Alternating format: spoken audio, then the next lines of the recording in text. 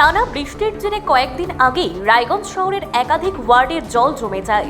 রাস্তাঘাট থেকে শুরু করে আবাসিক এলাকায় জল জমে চরম দুর্ভোগে পড়েন সাধারণ মানুষ। বিশেষ করে শহরের ৪ নম্বর ওয়ার্ডের সামান্য বৃষ্টিতেই জল জমে যাওয়া দীর্ঘদিনের সমস্যায় পরিণত হয়েছে। জল নিকাশি ব্যবস্থার দুর্বলতার কারণে প্রতিবার বর্ষাতেই ভোগান্তির শিকার হন এলাকার বাসিন্দারা।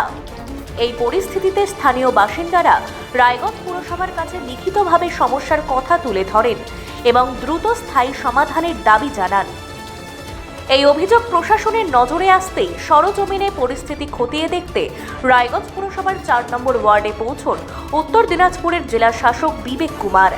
তার সঙ্গে উপস্থিত ছিলেন মহকুমা শাসক, রায়গঞ্জ পৌরসভার বিভিন্ন বিভাগের আধিকারিক, প্রকৌশলী এবং প্রশাসনের অন্যান্য কর্মকর্তারা। এলাকায় পৌঁছে তারা জল জমার মূল কারণ, ড্রেনেজ ব্যবস্থার বর্তমান অবস্থা, জল নিষ্কাশনের পথ এবং কোথায় কোথায় বাধা সৃষ্টি হচ্ছে তা বিস্তারিতভাবে পর্যালোচনা করেন।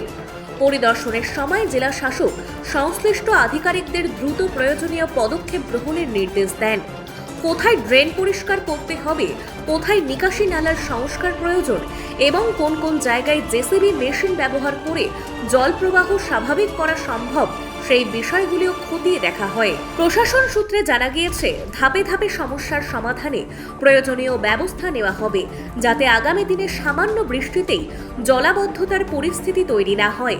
স্থানীয় বাসিন্দাদের আশা, প্রশাসনের এই উদ্যোগ শুধুমাত্র সাময়িক ব্যবস্থা নয়, বরং দীর্ঘদিনের জলাবদ্ধতার সমস্যার একটি স্থায়ী সমাধানের পথ খুলে দেবে।